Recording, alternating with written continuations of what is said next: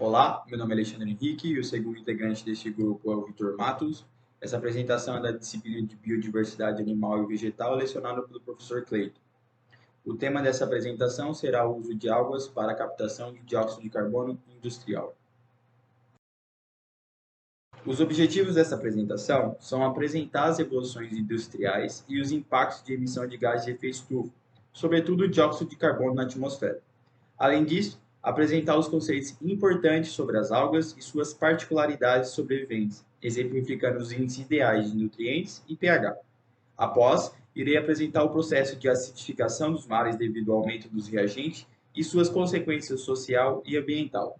E, por fim, mostrar as novas tecnologias de captação de dióxido de carbono industrial por meio de reatores de produção de microalgas.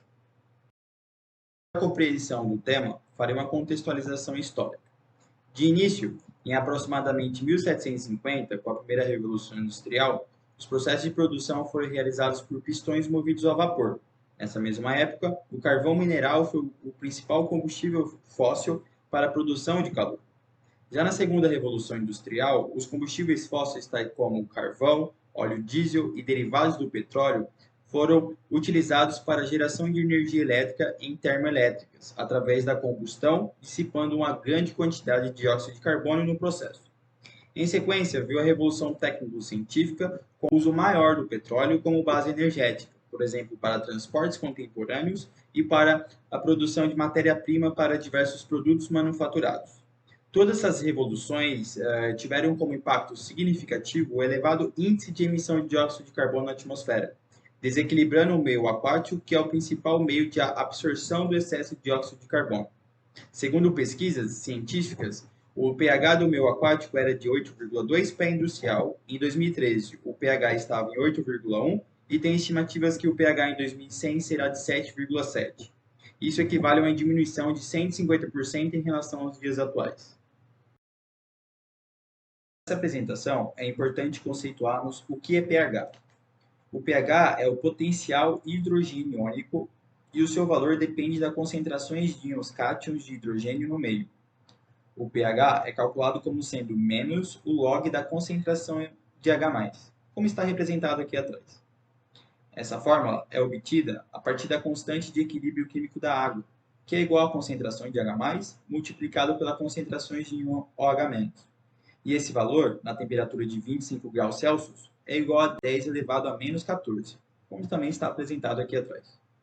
Nessa perspectiva, na temperatura ambiente, a escala de pH é determinada como sendo ácido, pH abaixo de 7, meio neutro, com pH igual a 7, e meio básico, com pH maior do que 7.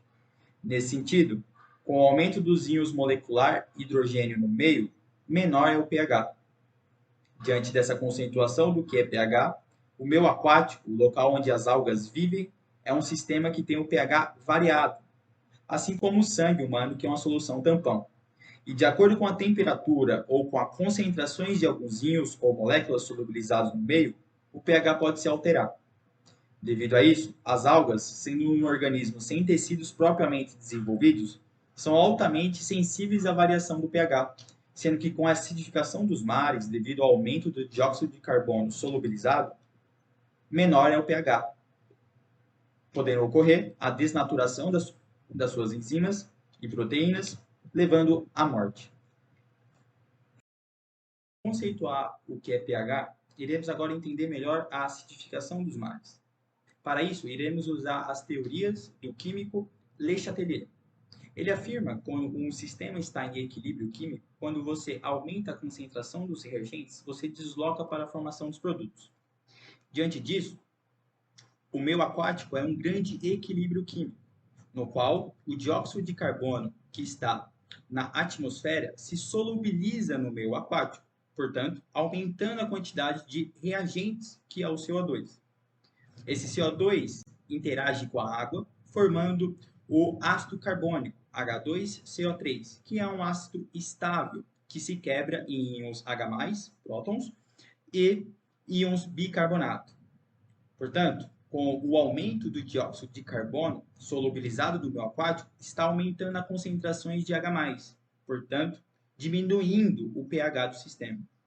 Essa diminuição do pH do sistema intervém diretamente na vida das algas, porque as algas não têm um tecido propriamente dito, não têm um tecido propriamente desenvolvido, são altamente sensíveis à variação de pH, pois as suas enzimas estão mais expostas a essa variação, podendo desnaturá-las.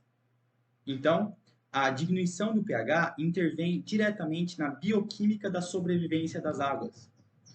Com essa diminuição do pH, as algas podem morrer, interferindo diretamente na cadeia alimentar aquática, pois as algas, por serem fotossintetizantes, são a base energética da cadeia, ou melhor, da teia alimentar marinha. Essa interferência direta da teia alimentar pela morte das algas por conta da acidificação dos mares, a diminuição do pH também mataria as algas produtoras de oxigênio líquido. São principalmente as algas que recicla e produz oxigênio tanto no meio aquático como também no meio terrestre. Então, a acidificação dos mares poderia ocasionar a diminuição de oxigênio na biosfera. Com o desenvolvimento da biotecnologia e dos processos de desenvolvimento da indústria de bioengenharia, foi possível criar um sistema físico de unidades de produção de microalgas, ou reatores de microalgas.